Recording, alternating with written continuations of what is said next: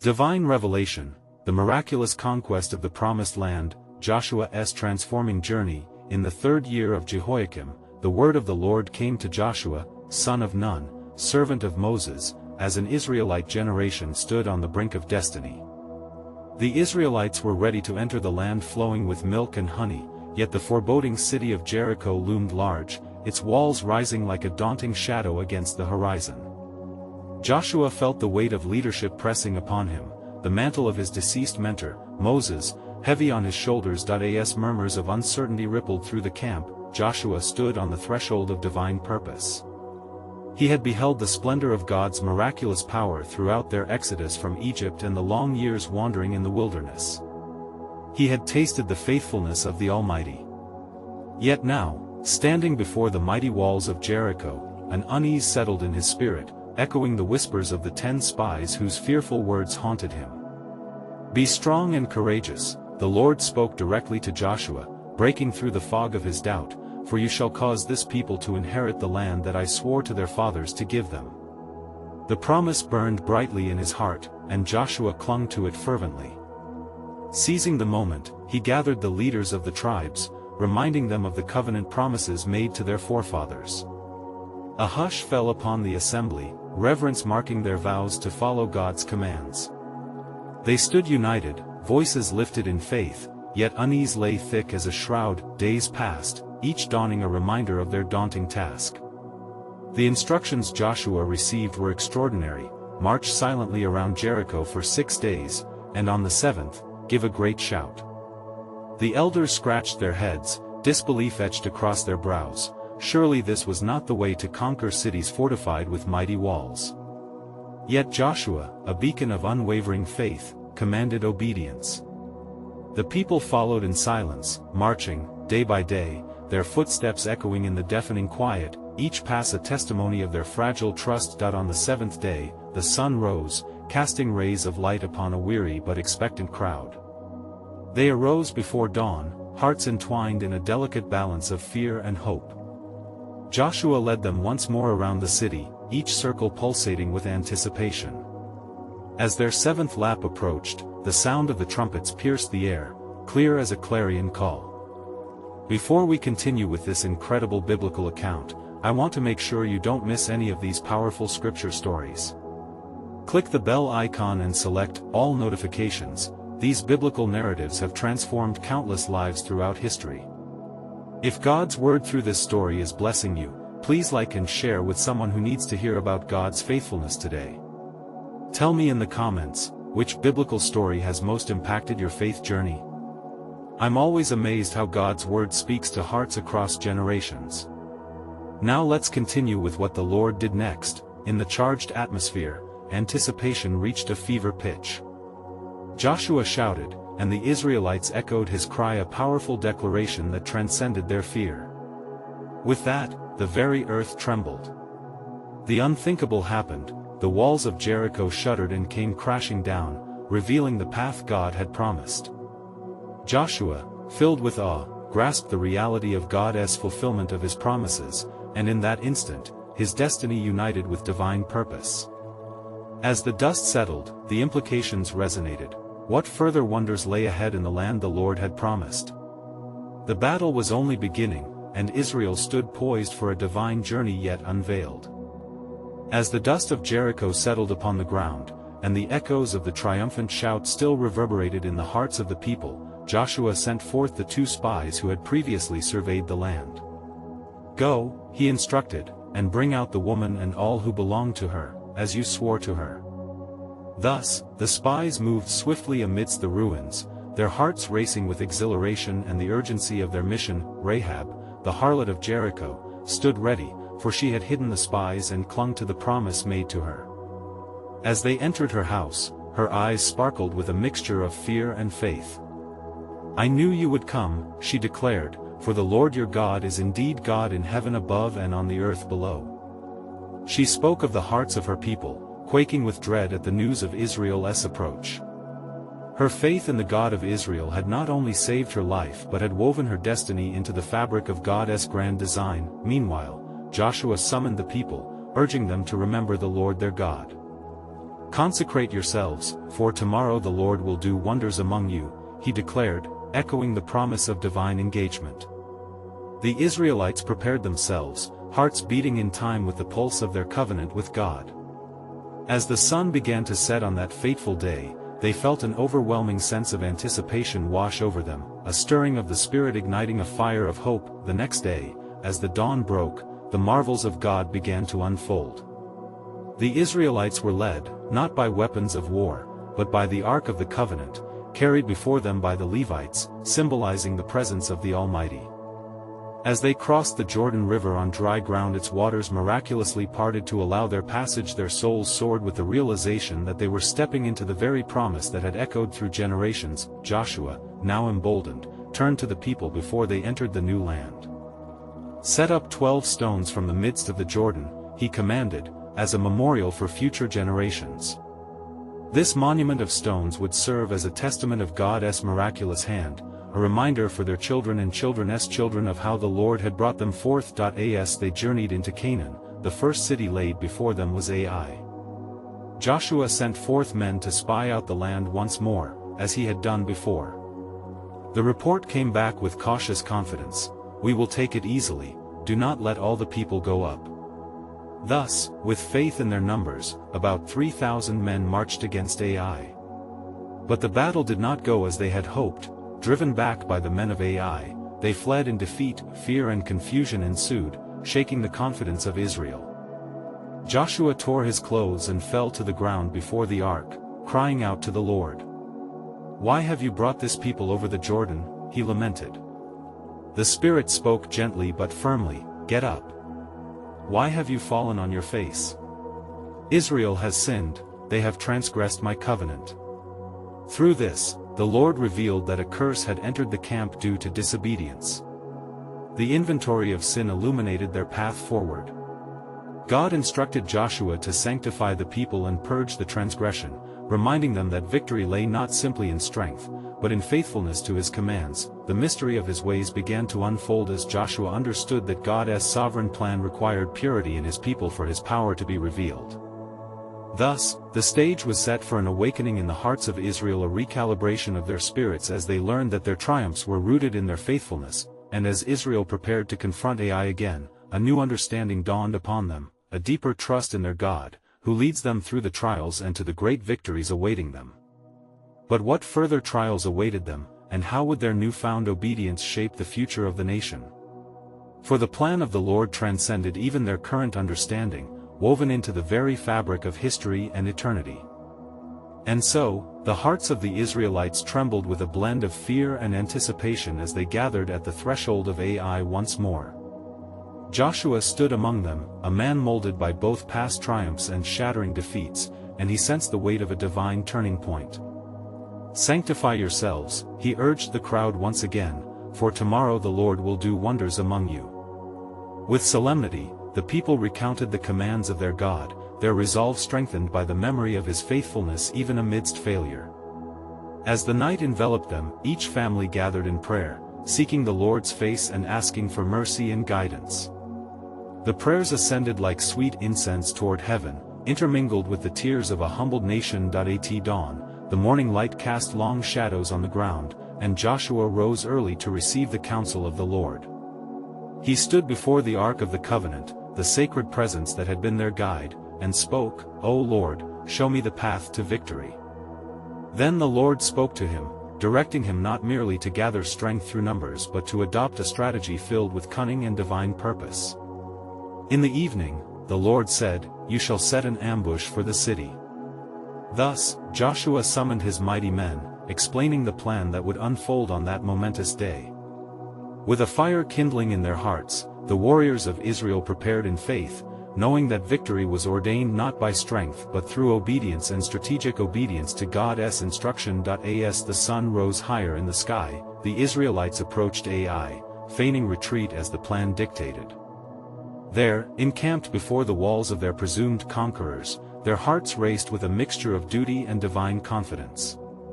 The men of Ai, confident in their earlier defeat of Israel, rushed out as the seasoned warriors fell back. Little did they know of the men lying in wait behind the city, hidden from view and poised to fulfill the Lord's decree. Now, Joshua commanded, and a clarion cry rang out, echoing through the valleys. The ambush revealed itself, springing forth like lions from the brush as flames erupted at the city's entrance, consuming its defenses. The men of Ai turned in horror, seeing their city engulfed, and the Israelites surged forward, emboldened by the divine onslaught. The clash of swords and the shouts of victory reverberated through the fields, and the Lord fought for his people, just as he had promised.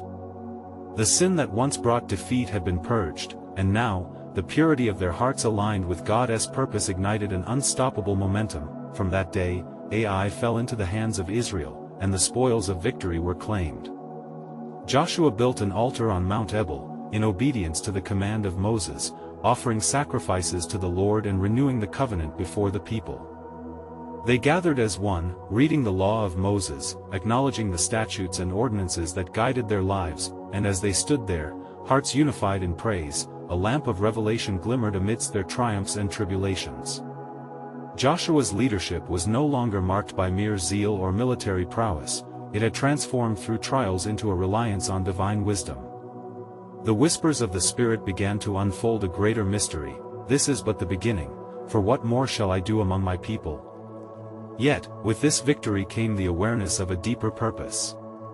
The hearts of Israel were being cultivated for a mission far greater than they could comprehend, a mission that would resonate through generations to come. For in their conquest of Canaan lay not merely land, but a glimpse of the eternal promise, revealing that the Lord's ways were higher than all their own. What was the full measure of the Lord's intentions for his people? How would these battles shape not just their tomorrow, but the trajectory of all creation? The awakening of Israel echoed a celestial call, beckoning them toward a destiny intertwined with God's sovereign plan, a tapestry woven to reflect his glory throughout all generations. And it came to pass after the victory over Ai that the children of Israel were filled with a fervor of hope and a yearning for understanding. They stood in awe of what the Lord had done, their spirits rekindled by the fire of faith. In this season of triumph, Joshua called together the leaders of the tribes to reaffirm their commitment to the Lord and to establish the foundation upon which they would build their future.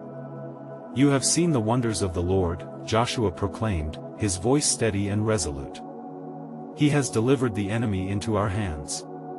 Let us no longer be divided by doubt, nor ensnared by disobedience. Let us remember the covenant established with our forefathers, that we would be a people set apart for him." As the leaders murmured their agreement, there arose among them a deep conviction that resonated with the words of Moses, which were engraved in their hearts. "Remember the law, and do all that is written therein, for therein lies our life and blessing." They knew that their obedience would be the true measure of their strength. Then, as if heeding the earnest declarations of Joshua, the Lord spoke once more, a divine whisper carried upon the wind. "Raise your eyes, Joshua, and behold the land I have destined for you. For there are cities yet to conquer, and a people whose hearts need turning toward me, said the Lord. In a spirit of expectancy, the Israelites gathered their provisions and prepared to move further into the land of Canaan. And the Lord instructed Joshua, "You shall cross the Jordan River, for I will perform signs to confirm my presence among you."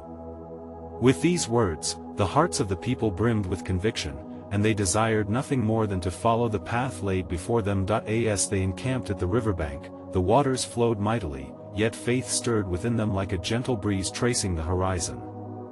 Joshua called forth the priests, bearers of the Ark of the Covenant, and said, "When the soles of your feet touch the waters, the Lord shall part the river, making a way for his people."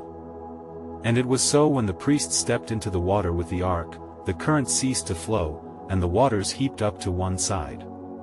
The land became dry as their feet landed upon the banks of the Promised Land, and the multitude of Israel crossed over with a sense of divine wonder, as if walking on holy ground. Once they had all crossed, Joshua commanded, "Select 12 men, one from each tribe, and take for yourselves stones from the midst of the river. Here we shall raise a memorial, that future generations may know of the wondrous acts of the Lord." Thus, they set up the stones as a testament to God's faithfulness and to remind their children of the path paved through his mercy. As they rested, Joshua sought guidance for the next move, for they had yet to confront Jericho, a fortified city standing in their path. The challenge loomed large, but Joshua was reminded of the strength drawn from the covenant with the Almighty. In his heart, he meditated on the words the Lord had spoken of the victories yet to come. With the dawn, a vision appeared to Joshua. A figure, majestic and radiant, stood before him, sword unsheathed.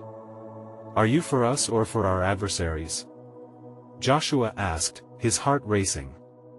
The figure replied, "No, but I am the commander of the army of the Lord. Now I have come." In that moment, fear was replaced by holy reverence, and Joshua fell on his face to the ground. In awe, he listened as the commander instructed him, "Take off your sandals, for the place where you stand is holy." Joshua knew then, beyond any measure of doubt, that this was the dawn of another chapter in God's sovereign plan. The presence of the Almighty was with them, ready to usher in an era of faithfulness and redemption. What further mysteries lay hidden in the heart of God for his people? What was the depth of his promise as they prepared to march against Jericho? The answer lingered, waiting to unfold, a divine revelation whispering through ages yet to come, reminding them that the path of obedience leads to unimaginable wonders. And it came to pass that as Joshua knelt upon the ground, humbled in the presence of the divine commander, he felt the weight of glory among the hosts of Israel.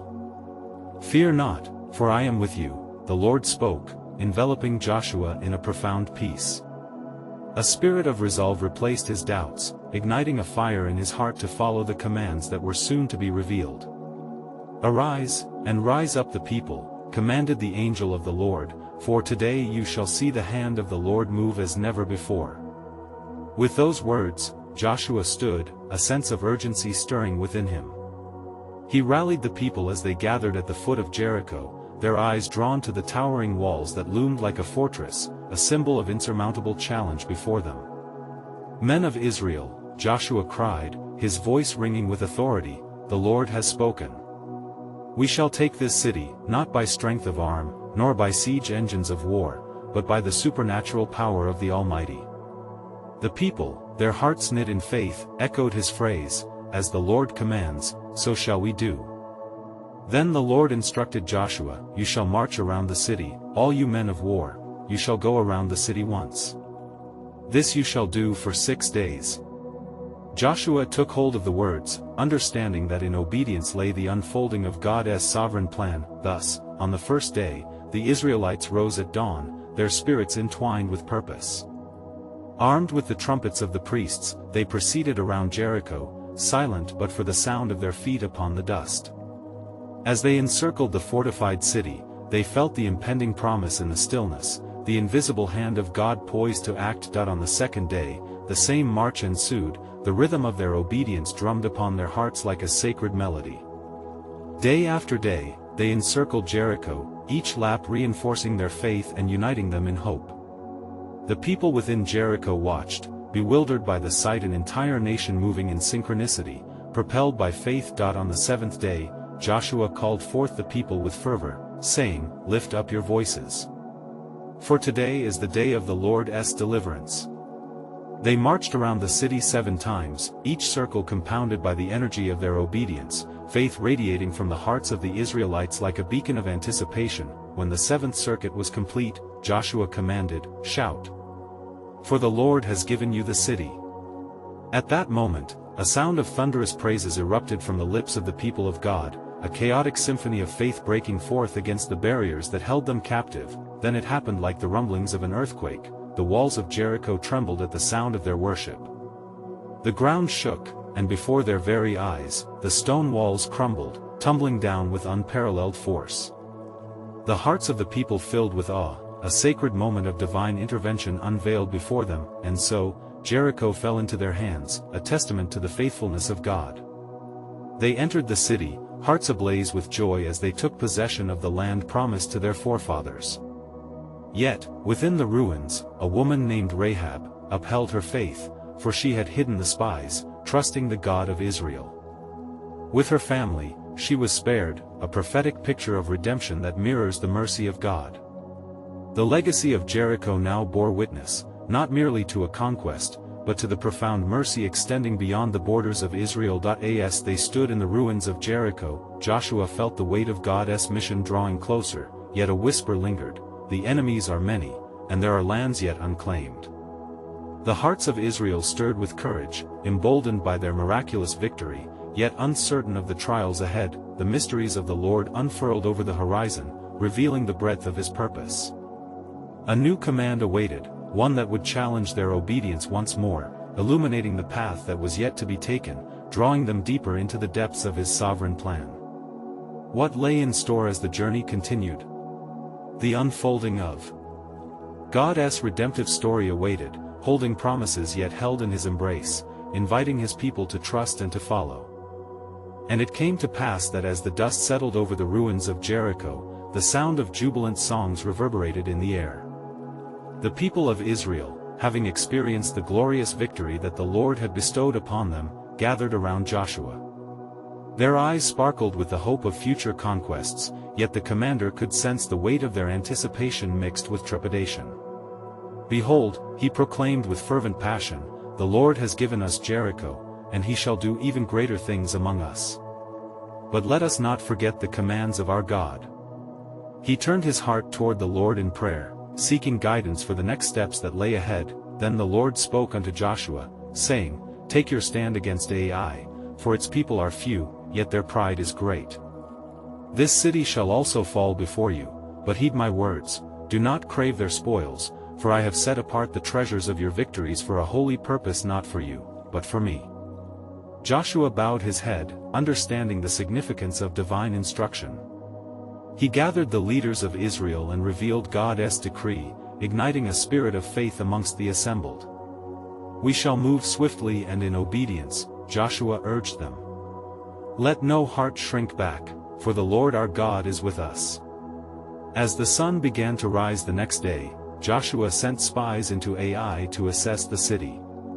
They returned with a report, saying, "It is but a small city, and we need not send all our men. Let us send 2,000 or 3,000 to subdue it." The people were encouraged by their confidence, and so Joshua commanded a smaller detachment, believing victory would surely come as before. The men of Israel marched forth to Ai, yet as they approached the city, the unexpected occurred.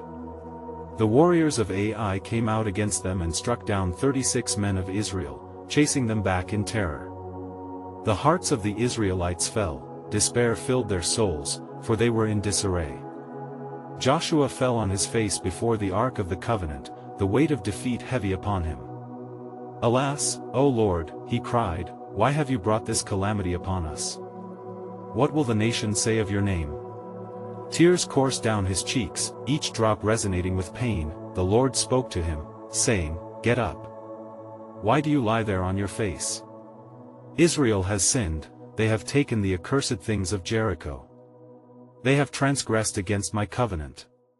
You cannot stand before your enemies until you remove the accursed thing from among you." Joshua's heart raced as he understood the gravity of the sin within his camp. The next day, he gathered the 12 tribes and, by lot, selected Achan, son of Carmi, who had coveted the spoils of Jericho. Achan's confession came forth in trembling words, revealing the hidden treasures he had taken: gold, silver, and a beautiful garment. In sorrow, Joshua followed the Lord's command, setting Achan apart along with his belongings, ensuring the purification of the camp. With this act of obedience, Joshua turned to the people, "Consecrate yourselves, for tomorrow the Lord will do wonders among you."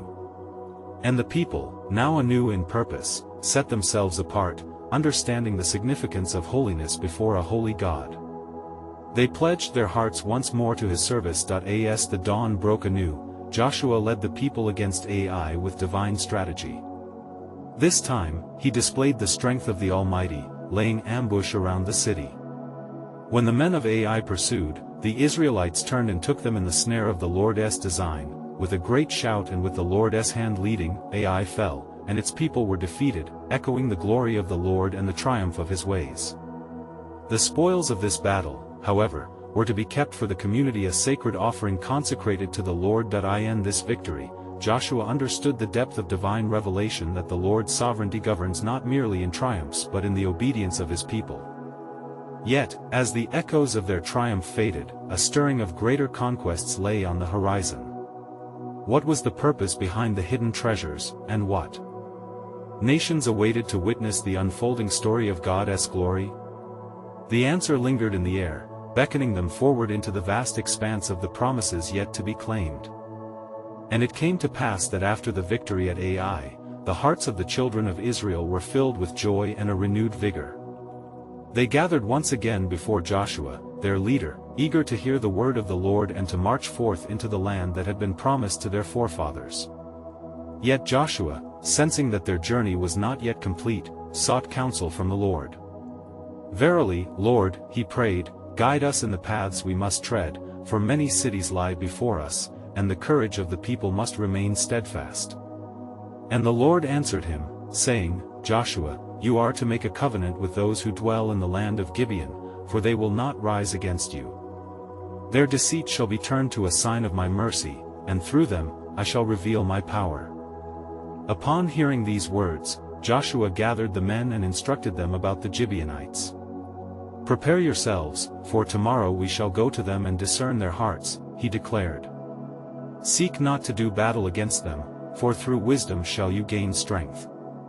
In the morning light, the leaders of Israel set out to meet the Gibeonites. As they approached, the men cloaked themselves in worn garments and carried moldy bread, feigning a journey from a distant land. They bowed low before Joshua and his officers, saying, "We are your servants. We have come from a far country to enter into covenant with you, for we have heard of your God and the wonders he has done in your midst." The leaders of Israel, deceived by their appearance, did not seek the counsel of the Lord but instead made a peace treaty with them, swearing by the name of the Lord. Days passed, and the truth was revealed when the people of Israel discovered that the Gibeonites dwelled among the surrounding cities. The leaders grieved, for they had spoken the name of the Lord in vain, yet were bound by the oath they had taken. Then the elders fell at the feet of Joshua, saying, "We have brought this calamity upon us, and now how shall we act?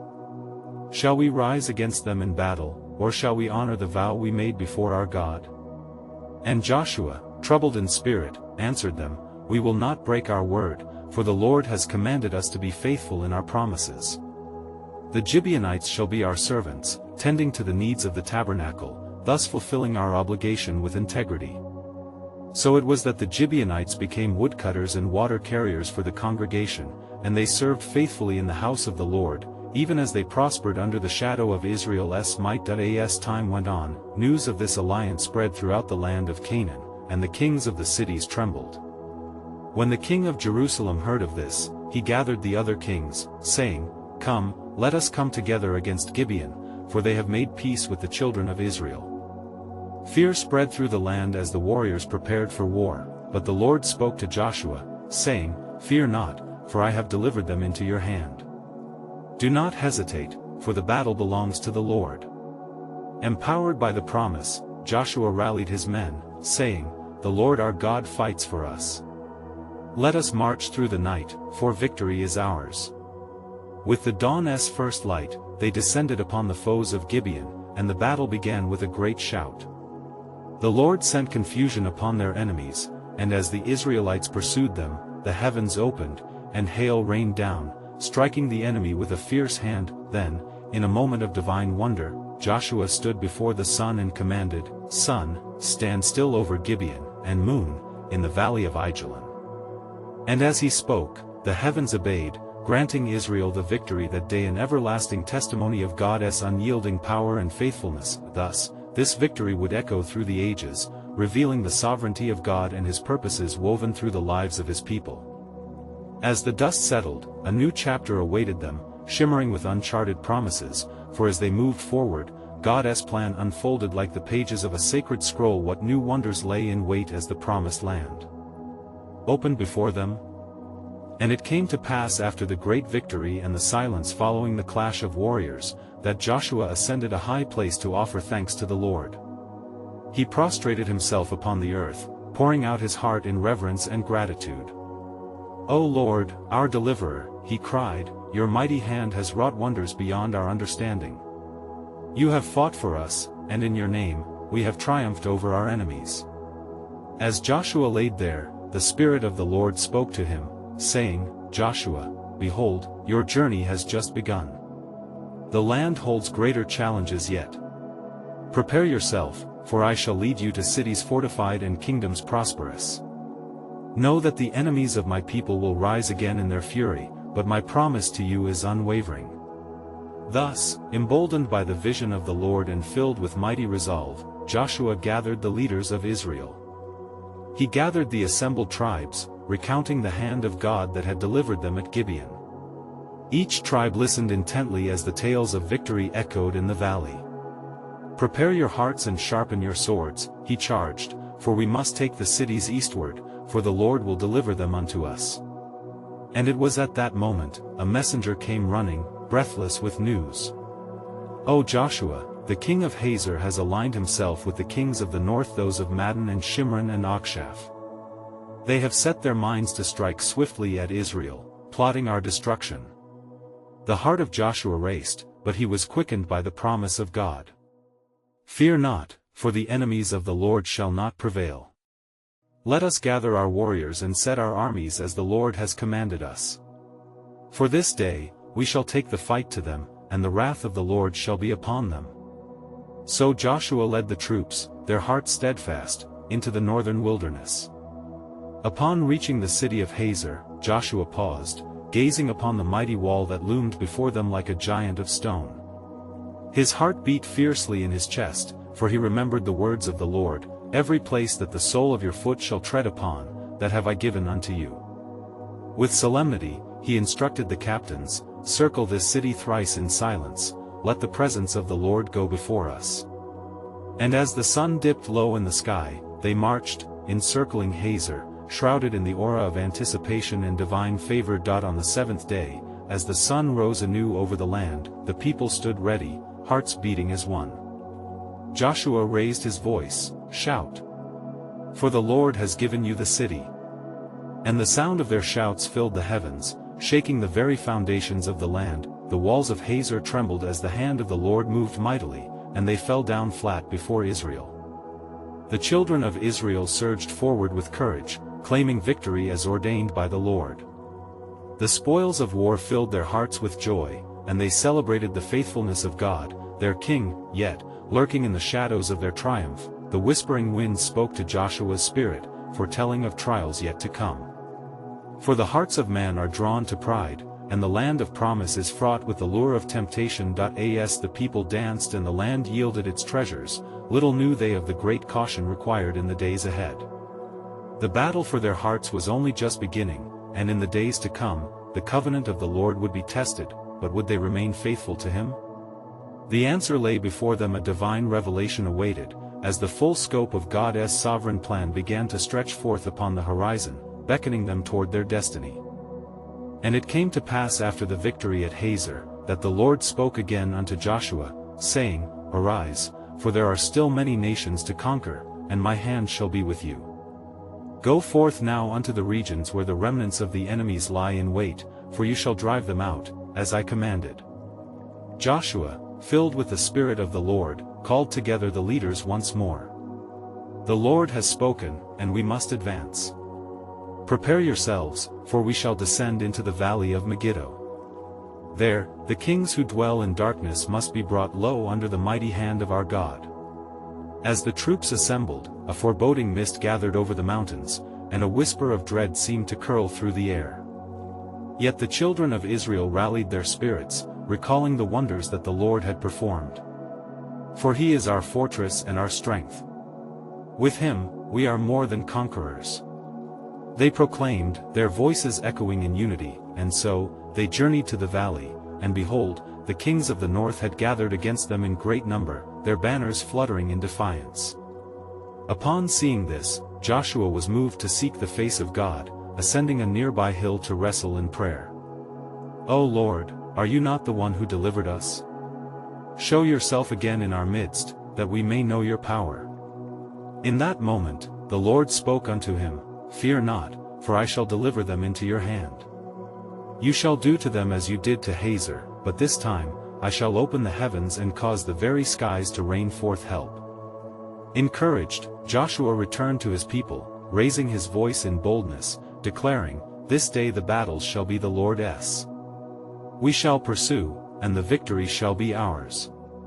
And their hearts, ignited with fervor, set forth, the ground trembling beneath their feet as they surged toward their foes. The armies met in a clash that resonated through the heavens, and the sound of swords unsheathed filled the air. As the battle raged, Joshua lifted his eyes to the heavens, seeking the help promised, and lo! The skies darkened with the clouds of divine assistance. A tempest arose, raining forth mighty hailstones upon the adversaries. In that day, the children of Israel fought with valor, each warrior inspired by the hand of the Lord that delivered death to their enemies, and they could not stand before the wrath poured out in the skies. The fierce winds and stones saw the enemies scatter, and as they fled, Joshua commanded his men, "Pursue them. Leave none alive, for the Lord has decreed this day as a day of judgment." And in the midst of this fierce encounter, a cry arose amongst the men of Israel, "The sun stands still. Let it not set until we have achieved the complete victory." With faith unwavering, Joshua prayed unto the Lord, saying, "Let the sun be still in Gibeon, and the moon in the valley of Ajalon." And by the decree of the Lord, the sun did not move for the space of a whole day, for the Lord fought for Israel, and they prevailed over their foes. Thus, the kings fell beneath their swords, and the children of Israel knew the victory that had been wrought not by their might, but through the power of their God. They sang praises unto the Lord, for his faithfulness endured forever, yet in the midst of their celebration, a shadow loomed within their hearts. Little did they understand that this victory would bring forth trials of a different nature.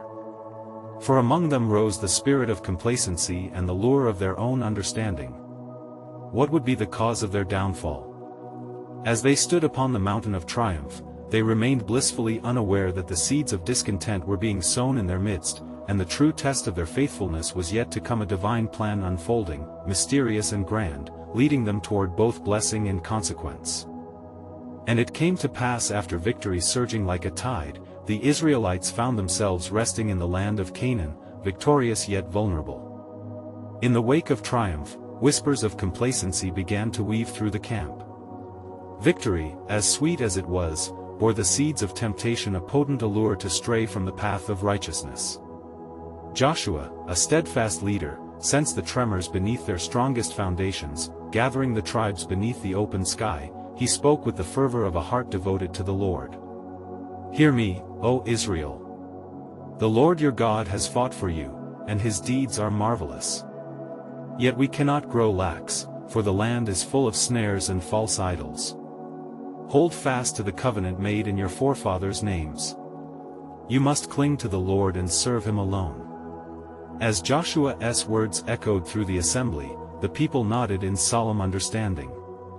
They knew that God's blessings were not to be taken for granted, rather, they were a call to steadfastness and purity.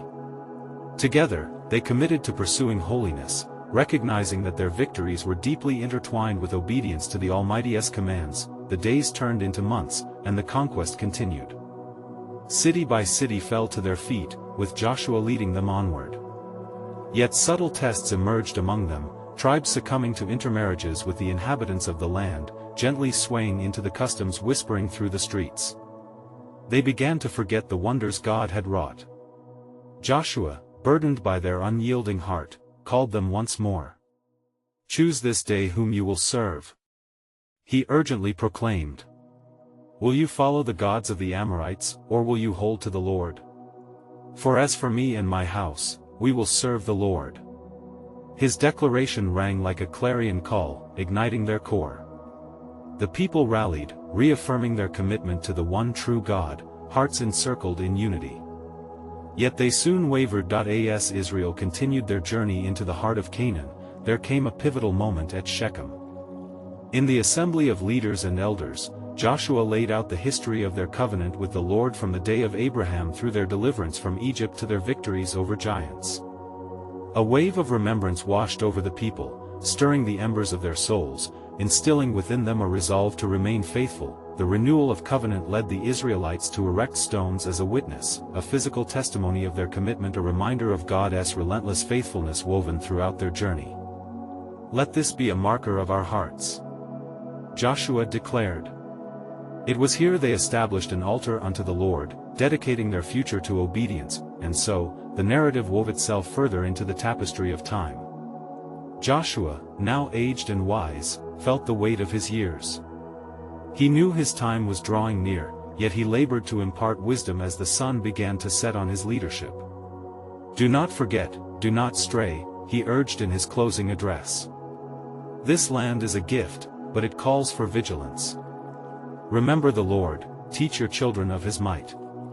With fervent faith, he implored them to influence future generations, instilling in them the flames of belief and remembrance.